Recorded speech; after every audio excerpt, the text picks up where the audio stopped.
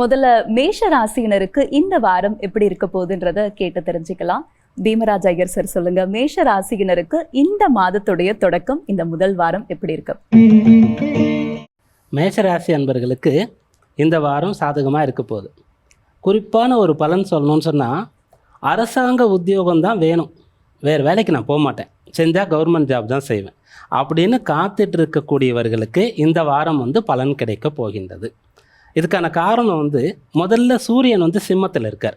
அரசாங்க உத்தியோகம் சொன்னாலே ராஜ கிரகங்களில் சூரியன் முக்கியமான ஒருத்தர், அவர் ஆட்சி பலம் பெற்றிருக்காரு. அந்த சூரியன் உங்கள் ராசிக்கு பூர்வ புண்ணியாதிபதியாக இருக்கின்றார். ரெண்டாவது செவ்வாய், பலமான ஒரு கிரகம், யூனிஃபார்ம் சர்வீசஸ்ன்னு சொல்லுவோம். அப்படிப்பட்ட செவ்வாய் தான் உங்கள் ராசிக்கு அதிபதி, 3ஆம் பாவத்தில் இருக்கார். அசுப கிரகங்கள் 3ல் இருக்கிறது ரொம்ப விசேஷமான ஒரு பலனை தரக்கூடிய அம்சம்.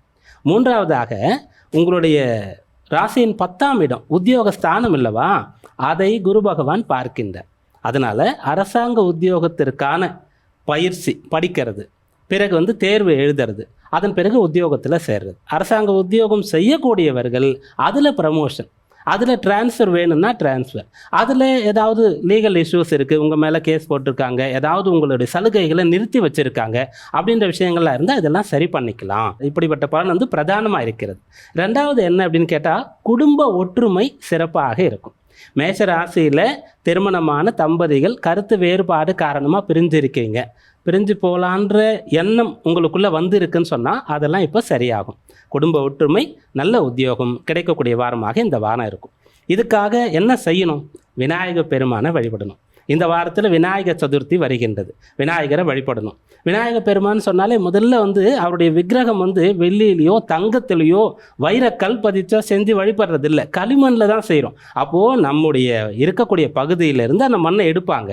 அப்போ ஏரியிலேருந்து எடுக்கிறாங்க, குளத்துலேருந்து எடுக்கிறாங்கன்னு சொன்னால் தூர்வாரப்படுகிறதுன்னு அர்த்தம். அப்போது நீர்நிலை அந்த சிறப்பான ஒரு பலன் நமக்கு தருவதற்கு விநாயகர் சதுர்த்தி காரணமாக இருக்குன்னு சொல்லி இந்த வாரம் அவர் வழிபட்டு நீங்கள் வாரத்தை தொடங்குங்க. வாரம் முழுக்க வழிபடுங்க. வார இறுதியிலையும் அவருடைய விநாயகர் சதுர்த்தி தான். அவர் மேற்சொன்ன பலனை உங்களுக்கு அற்புதமாக தருவார். சார், மேஷ ராசியினருக்கு இந்த மாதத்துடைய தொடக்கமே களை கட்ட போகுதுன்றது தெளிவாகுது. ரிஷப ராசியினருக்கு எப்படி இருக்க போகுது சார்? ஏன்னா கடந்த வாரம் மாணவர்களுக்கு ஒரு சிறந்த வாரம்னு சொல்லியிருந்தீங்க. இந்த வாரம், இந்த மாதத்துடைய தொடக்கம் மாணவர்கள் தவிர மற்றவர்களுக்கும் எப்படி இருக்க போகுது? ரிஷபராசி என்பவர்களுக்கு ராசியில் குரு பகவான் சஞ்சரித்து கொண்டு இருக்கின்றார். அப்படி இருக்கும்போது இதை ஜென்ம குரு காலம் அப்படின்னு சொல்லுவோம். அப்போ ஜென்ம குருன்னு சொன்னால் என்னென்னா, கொஞ்சம் நிதானமாக இருக்கணும், அவ்வளோதான். நீங்கள் எதை செய்தாலும் slow and steady win the ரேஸ்ன்னு சொல்லுவா இல்லையா, அதை மனசில் வச்சுட்டு நிதானமாக செய்யணும். பரபரன்னு செய்கிறது, அறிபறியாக இருக்கிறது, ஓடுறது அப்படின்ற விஷயத்தை தவிர்த்துட்டா போதுமானது. இந்த வாரம் நல்லாயிருக்கும்.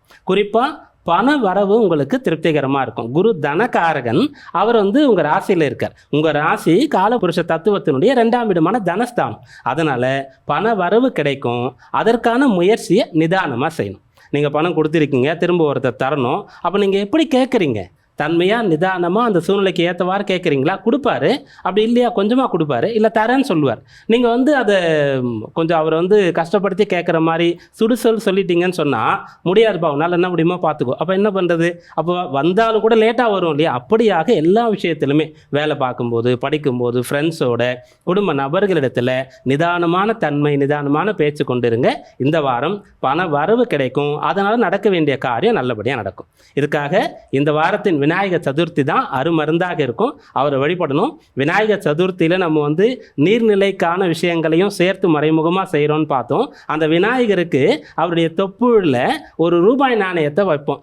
அது எதுக்காக அப்படின்னா, அந்த காலத்தில் ரூபாய் நாணயம்னு சொன்னால் தங்கத்தில் இருக்கும், செப்பில் இருக்கும். குறிப்பாக அது இல்லைன்னா கூட பித்தளையில் இருக்கும். அப்போ அதோடு கொண்டு போய் நீர்நிலையில் அவர் திரும்ப விசர்ஜனம் பண்ணும்போது, மறுபடியும் ஏதாவது ஒரு காலத்தில் அந்த நீர்நிலையை தூர் வாரும்போது அவர்களுக்கு பரிசாக, உழைப்பின் கூலியாக இந்த நாணயம் கிடைக்கும் அப்படின்றது அர்த்தம். அதனால் அர்த்தமான விநாயகர் சதுர்த்தியை நீங்கள் ஆத்மார்த்தமாக கொண்டாடினீங்கன்னா இந்த வாரம் அற்புதமாக இருக்கும். ரிஷப ராசியினருக்கு இந்த வாரம் அற்புதமான வாரமா இருந்தாலும் கொஞ்சம் நிதானம் தேவைன்றது சொல்லியிருக்கீங்க சார். அடுத்து மிதுனம் ராசியினருக்கு இந்த வாரம் எப்படி இருக்க போகுது?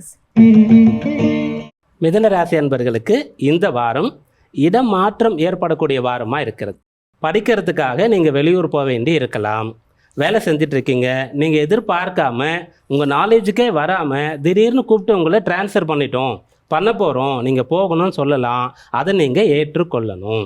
அதுபோல் திருமணம் மூலமாக இப்போது பெண்களுக்கு திருமணம் நடந்தால் கணவன் வீட்டுக்கு புகுந்த வீட்டுக்கு போகிறாங்க இல்லையா, இப்படியாக சுய தொழில் பண்ணிட்டு இருந்தால் கூட உங்களுடைய தொழிலை புது இடத்திற்கு நீங்கள் வந்து வளர்க்கறதுக்காக டெவலப் பண்ணுறதுக்காக ஒரு புது இட தொடர்பு உங்களுக்கு வரும். இடமாற்றம் ஏற்படுவதற்குண்டான அம்சம் இருக்கிறது. அதை ஏற்றுக்கொண்டால் நற்பலன் உண்டாகும். இல்லை நான் போகமாட்டேன் அப்படின்னு சொல்லும்போது உங்களுடைய வளர்ச்சியை நீங்கள் தடுத்து கொள்கிறீர்கள்ன்றது அர்த்தம். அதனால் தானாக வரக்கூடிய இடமாற்றம் உங்களுக்கு நல்ல அறிகுறி, ஏற்றுக்கொள்ளுங்கள். இந்த வாரம் சிறப்பாக அமைய விநாயக பெருமானை வழிபடணும். விநாயக பெருமானுக்கு நம்ம வழக்கமாக எல்லா தெய்வத்துக்கும் புஷ்பத்தை கொண்டு அர்ச்சனை பண்ணுவோம். நறுமணம் மிக்க மலர்கள் மட்டும்தான் சுவாமிக்கு பூஜை பண்ண உகந்ததுன்னு சொல்லப்பட்டிருக்கு. ஆனால் விநாயகருக்கு பத்திரம் புஷ்பம் அப்படின்னு சொல்கிறோம். இலைகளையும் கொண்டு அர்ச்சனை பண்ணுறோம். எதனால்? அந்த விநாயகரை மறுபடியும் கொண்டு போய் நீர்நிலையில் சேர்க்குறோம் இல்லையா, அப்போ அந்த 21 வகையான பத்திரம்னு சொல்லக்கூடிய இலைகள் அந்த நீர்நிலையில் கலக்குது. அது மூலிகையாக மாறுது. அந்த தண்ணி குடிநீருக்காக, விவசாயத்திற்காக, கால்நடைகளுக்காக எப்படி பயன்படுத்தினாலும் சக்தியை கொடுக்கிறது அப்படின்ற ஒரு அர்த்தம் இருக்குது. அப்படியாக விநாயகர் பெருமான வழிபடுங்க. இந்த வாரம் சால சிறந்ததாக இருக்கும். மிதுனம் ராசினர் இந்த வாரம் சிறந்ததாக அமைய என்னெல்லாம் பண்ணணும்ன்றத ரொம்ப தெளிவா சொன்னீங்க சார். கடகராசி அன்பர்களுக்கு இந்த வாரத்தில் சந்தோஷமான நல்ல பலன்கள் இருக்கின்றது. 2ஆம் இடம் சாதகமாக இருக்குது. 2ஆம் இடத்துல சூரியனோடு சேர்ந்து புதன் இருக்காங்க. அதனால் படிப்பு, கல்வி சம்பந்தமாக படிக்கக்கூடிய பிள்ளைகளுக்கு இந்த வாரம் நல்லா இருக்குது. திருமண வயது வந்து இருக்கக்கூடிய பிள்ளைகளுக்கு வரன் அமையக்கூடிய யோகம் இருக்கிறது. திருமணமான தம்பதிகளுக்கு குடும்பத்தில் ஒற்றுமை, சந்தோஷம் இது ஏற்படும். மேலும் உங்களுடைய ராசிக்கு 11ஆம் இடமான லாப ஆதாய ஸ்தானத்தில் குரு பகவான் இருக்காரு. ஆசைப்பட்ட நல்ல விஷயங்களை இப்போ நீங்கள் அடைய முடியும். இதெல்லாம் இருக்குது. அதே சமயத்தில் உங்களுடைய ராசிக்கு பூர்வ புண்ணிய ஜீவனாதிபதின்னு சொல்லக்கூடிய முற்றிலும் யோகாதிபதியாக இருக்கக்கூடிய செவ்வாய் 12ஆம் இடத்துல இருக்கின்றார். அதனால் நீங்கள் வந்து எதை எதிர்பார்த்தாலும் அது நம்முடைய தகுதிக்கு சரியானதா, நம்ம செய்கிற முயற்சி பலன் அளிக்கணும்னு சொன்னால் பலன் கிடைச்சாலும் கூட அதன் பிறகு அதை மெயின்டைன் பண்ணுற சக்தி இருக்கிறதா. கார் வாங்கலாம், வாங்கின பிறகு அதை மெயின்டைன் பண்ணணும். உங்களுக்கு ப்ரமோஷன் கொடுக்கலாம், மேனேஜராக ப்ரமோட் பண்ணுறாங்க, மற்றவங்களை நிர்வாகம் பண்ணக்கூடிய சக்தி இருக்கணும். அது இருக்கா, முடியுமா, அதை வளர்த்துக்கணுமா அப்படின்றத மட்டும் பார்த்துக்கங்க. இந்த வாரம் சாதகமாக இருக்கும். அப்படி இந்த வாரம் 12 செவ்வாய் இருந்தாலும் கூட சாதகமாக இருக்கணும்னா விநாயக பெருமானை வழிபடுங்க. விநாயக பெருமான் அப்படின்னு சொல்லும்போது அவரை ஒரு நாள் மட்டும் நம்ம வழிபடுறது இல்லை, குறைஞ்சபட்சம் அது ஒரு திருவிழா போல் நம்ம செய்கிறோம். அவருக்கு வந்து கொடை வைத்து வழிபடுறோம். கொடைன்னு சொன்னாலே நம்ம எல்லாருக்கும் என்னென்னா திருப்பதி கொடை அதான் தெரியும் புரட்டாசி மாதத்தில். அப்போ திருப்பதி கொடை போல், பெருமாளுக்கு இருக்கிற கொடை போல் பிள்ளையாருக்கும் ஒரு கொடை இருக்குது. அந்த கொடையை வைத்து அவரை வழிபடுங்க. அந்த குடை மழை வெயிலிருந்து காப்பாற்றுற மாதிரி விநாயகர் பெருமான் உங்களை காப்பாற்றுவார்.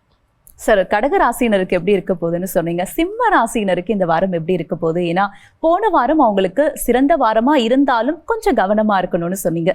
இந்த வாரம் அவங்களுக்கு எப்படி இருக்க போகுது? சிம்மராசி என்பவர்களுக்கு இந்த வாரம் அற்புதமாக இருக்க போகுது. சந்திரன் இந்த வாரத்தில் சஞ்சரிக்கக்கூடிய பாவங்கள்னு சொல்லும்போது உங்களுக்கு சாதகமாக இருக்குது. முதல்ல அவர் வந்து ஆட்சி பலம் பெறுகிறாரு. அதன் பிறகு ராசியிலே சஞ்சரிக்கிறாரு. பொதுவாக ஜென்ம சந்திரன்னு சொல்லும்போது குழப்பத்தை ஏற்படுத்தணும், சஞ்சலத்தை உண்டாக்கணும். சந்திரனை மனோகாரகன், அவர் லக்னத்தில் இருக்கார் அல்லது ராசியில் இருக்கார். அப்போ மனசு அதிகமாக வேலை செய்யும், அலப்பாயும் நம்முடைய கண்ட்ரோலில் இருக்கார். ஆனால் சூரியனோடு சேர்ந்து இருக்கார். அதனால் ஆக்கப்பூர்வமான சிந்தனைகள் உங்களுக்கு ஏற்படும். நீங்கள் வந்து பெரிய விஷயங்களை நோக்கி பயணப்படக்கூடிய அந்த பயணத்தை தொடங்கக்கூடிய வாரமாக இந்த வாரம் இருக்கும். அதனால் இந்த வாரம் சாதகமாக இருக்குது. 2ஆம் இடத்துல சுக்கிரன் கேது சேர்ந்து இருக்கிறதுனால பண விஷயத்தில் கவனமாக இருங்க. சிந்தித்து பிறகு செலவு பண்ணுங்க. ஏன்னா பணத்தை கையில் வச்சு செலவு பண்ண வரைக்கும் பெரிய பிரச்சனை இல்லை. இப்போ ஜஸ்ட்டு ஒரு கார்டை எங்கேயோ போய் நம்ம ஸ்வைப் பண்ணுறோம். அதனால் அதனுடைய மதிப்பு அந்த நேரத்தில் நமக்கு தெரியாமல் போகுது. அதனால தான் நிறைய பேருக்கு வந்து இப்போ கடன் ஏற்படுது. அப்படி நீங்கள் பணத்தை எந்த ரூபத்தில் செலவு பண்ணாலும் இந்த வாரத்தில் பார்த்து நியாயமாக தான் பண்ணுறோமா, இதுக்கு இந்த பணம் தகுதியானதா, இந்த பொருள் நமக்கு வந்து வேண்டியது தானா அப்படின்றத பார்த்து செய்யுங்க. மற்றபடி இந்த வாரம் சாதகமாக இருக்கும். இந்த வாரத்தில் விநாயகர் பெருமானுடைய வழிபாடுன்னு சொல்லும்போது பொதுவாக நம்ம என்ன சொல்லுவோம்னா ஒவ்வொரு கடவுளுக்கும் ஒரு விசேஷத்தை கொடுப்போம். அப்படி முருகப்பெருமான் வந்துட்டு எப்போதும் தகப்பன் சுவாமின்னு சொல்லி சிவபெருமானுடைய மடியிலே உட்காந்துருப்பார், நம்ம பார்த்துருப்போம். சுவாமி மலை போய் வழிபடுவோம். ஆனால் விநாயகருக்கும் அப்படி ஒரு தன்மை இருக்குது. பார்வதியும் பரமேஸ்வரனுக்கும் நடுவில் அவர் இருப்பார். அப்படி இருக்கிறது சோம கணபதின்னு சொல்லி நம்ம வழிபடுவோம். அப்படியாக விநாயகர் பெருமான் இப்போதும் அம்மையப்பனோடு சேர்ந்து வழிபடக்கூடியதை ரொம்ப விரும்புகிறார். அதனால் அம்மையப்பனை தெய்வமாக நினைத்து அவங்க சொல்கிறத எப்பயுமே நம்ம கேட்டால் தான் பிள்ளையார் நமக்கு அனுகிரகம் பண்ணுவாருன்றதை எல்லோரும் ஞாபகம் வச்சுக்கணும். இந்த வாரம் அற்புதமாக இருக்கு. சிம்ம ராசியினருக்கு அற்புதமான வாரமா இருந்தாலும் பண விஷயத்துல கூடுதல் கவனம் தேவையில்ல சார். கன்னி ராசியினருக்கு இந்த வாரம் எப்படி இருக்க போகுது சார்? கன்னி ராசி அன்பர்களுக்கு இந்த வாரம் லாபகரமான வாரமாக இருக்க போகின்றது. ராசியில் கேது சஞ்சரிக்கிறது தான் இந்த காலகட்டத்தில் உங்களுக்கு வந்து குறைபாடு. கேது அவ்வளோ சீக்கிரம் சாமானியமாக ராசியிலேருந்து போயிட மாட்டார். ஏன்னா சந்திரன் கிடையாது 2.25 நாளில் போகிறதுக்கு. கேதுன்னும் போது 1.5 வருஷம் ஆகும் ராசியிலேருந்து போகிறதுக்கு. அவர் பயிற்சியாகி வந்து கொஞ்ச நாள் ஆகுது, இன்னும் கொஞ்ச நாள் ஆகும் போகிறதுக்கு. அப்படி இருக்கும்போது நீங்கள் அந்த கேது சம்பந்தமாக வரக்கூடிய டிஸ்டர்பன்ஸை ஃபீல் பண்ணிகிட்டே தான் இருப்பீங்க. மேலும் இப்போ சுக்கிரன் வேறு ராசியில் இருக்கார். அவர் வந்து தன பாக்கியாதிபதியாக இருந்தாலும் ராசிக்கு வரும்போது நீச்ச பலனை அடைஞ்சிடுறாரு. அதனால் நீங்கள் வந்து மனதை செம்மைப்படுத்த வேண்டும். மனமது செம்மையானால் மந்திரம் தேவையில்லைன்னு கூட சொல்லியிருக்காங்க. அப்படியாக நீங்கள் டெய்லி காலையில் எழுந்தவொடனே கொஞ்ச நேரம் தியானம் பண்ணுங்க. மெடிடேஷன் சொல்கிறோம் இல்லையா, அதை வந்து பழக ஆரம்பிங்க. எடுக்கும்போதே கை கூடாது, அதனால 4 நாள் செஞ்சுட்டு விட்டுறக்கூடாது. அப்படி ஒவ்வொரு நாளும் காலையில் கொஞ்ச நேரம் கண்ணை மூடி அமர்ந்து தியானம் பண்ணிட்டு நாளை தொடங்குங்க. இந்த வாரம் நல்லா இருக்கும். அதே போல் இந்த வாரத்தில் வழிபாடுன்னு பார்க்கும்போது விநாயகர் சதுர்த்தி.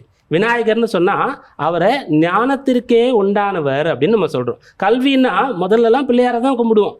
நம்ம சின்ன பிள்ளைங்களாக இருக்கும்போது நாங்கள்லாம் எக்ஸாம் போகிறோம், ஸ்கூலுக்கு போகிறோம் அப்படின்னு சொன்னால் பிள்ளையாருக்கு போய் தோப்பு கரணம் போடுவோம், பிள்ளையார் கொட்டுவோம், அந்த சதுர் தேங்காய் போடுவோம், அருகம்புல் வைப்போம். ஆனால் இப்போது கொஞ்சம் அட்வான்ஸ் லெவல். எல்லாரும் வியாழக்கிழமை தட்சிணாமூர்த்தி வழிபாடு தான் செய்கிறோம். அது தப்பு, இதை தான் செய்யணும், திரும்பி வாங்கன்னு சொல்லலை.